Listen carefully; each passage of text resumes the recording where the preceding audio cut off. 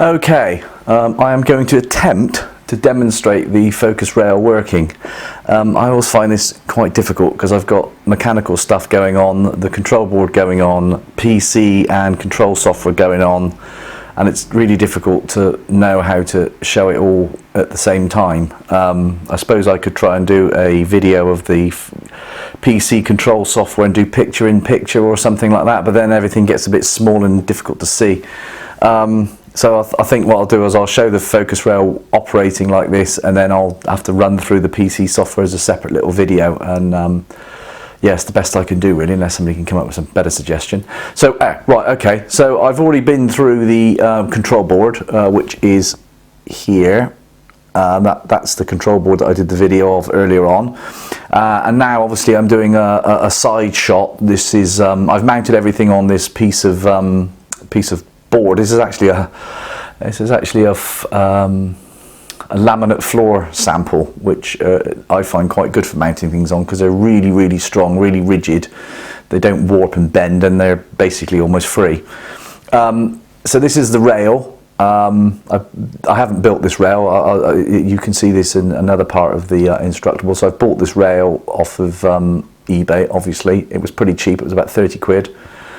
Which I thought was pretty cheap for a rail. I've detailed this in more detail elsewhere on the Instructable, but the stepper motor here is at the back, and then you've got the drive shaft running through the middle of the rail. The rail itself is steel made, it's not aluminium, it's very robust.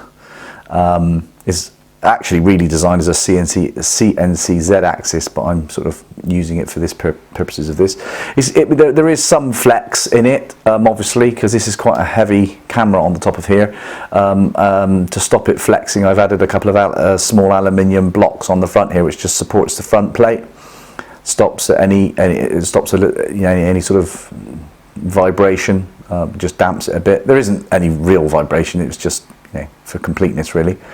You say the rail runs, it's very nice, it's all running on three rails, here, and one the other side, and you've got brass bushings, and it's nicely made for the money. So what I've done is here's the camera mount, which is just a standard sort of slide in slide out camera mount, and the camera I'm using, I've got my Fuji X Pro 2, and coupled to that is the Fujinon f2.8 80mm macro, which is just most awesome lens ever. So that's on the top. So it's quite a heavy arrangement, and this little rail has got absolutely no issues supporting it or moving it, no problem at all. So I've set it up. I'm going to do just a little demo. So what have I set up? I've set up moving the rail forward in 10 steps. And then, so this is all operating in a very coarse manner in order to sort of, otherwise you wouldn't be able to see what was going on. So if I do a little demo of what would happen, so I would say you're going to have to use your imagination a little bit, because you obviously can't see what I'm doing on the PC software. But I'm selecting the start point, and then I'm going to move the rail forward in 10 steps of 100 steps. 10 steps of 100 steps. So 1, 2, 3, 4, 5, 6, 7, 8, 9, 10. So the software, so in total that was 1,000 steps, and and I've got 100 steps per slice. So the software is reporting the number of slices will be 10 slices. So 10 slices of 100 steps, covering a total range of 1,000 steps. So if I now hit my stop point, if I now select stop point, so the software has wound the camera back to where I started, so it wound it back 1,000 steps, and it's basically ready to go. So if I, for purposes of this demo, hit the auto slice, so it's now going to run forward in 10 steps of 100 slices and take a shot each slice. And I've added a 4-second shutter delay just to make it nice and slow, so it's easy to see what's going on.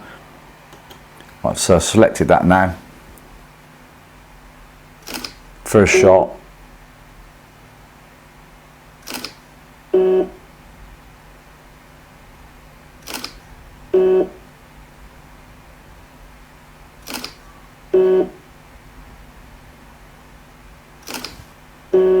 5 shots.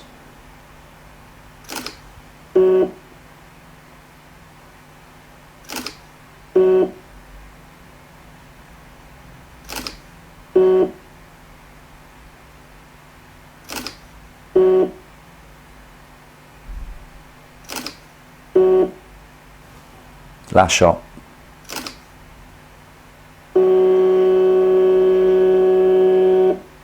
And return to 0. I've got the, on the software, I've got the auto return button ticked.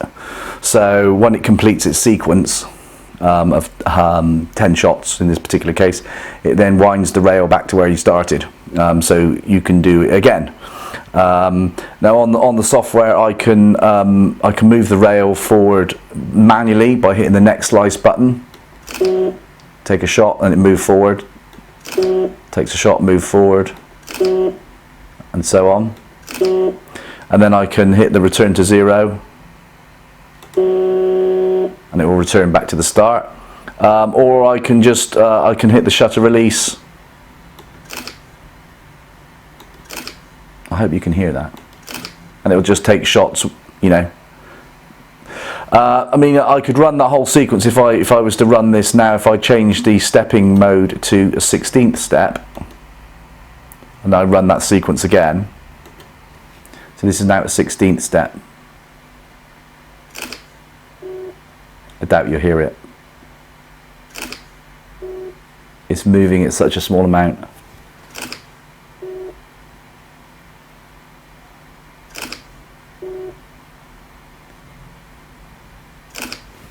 Move the microphone a bit closer to the actual.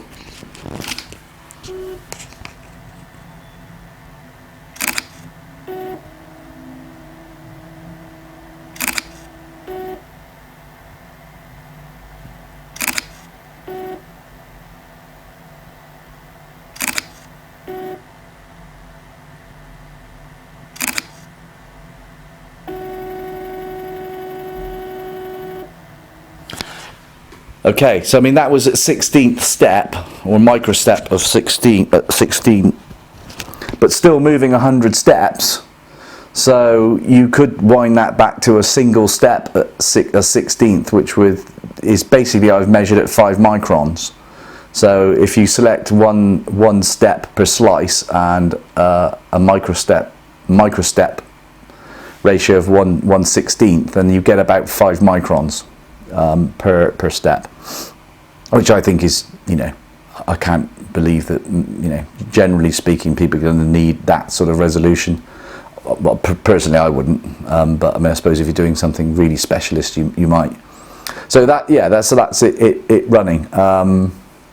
The LED, I mean, the board wasn't doing anything in particular. The forward and reverse LEDs were coming on. You just have to take my word for it, because obviously you can't see. What I could show, I'll just cut this video and then I might show the manual focus control. Back in a bit.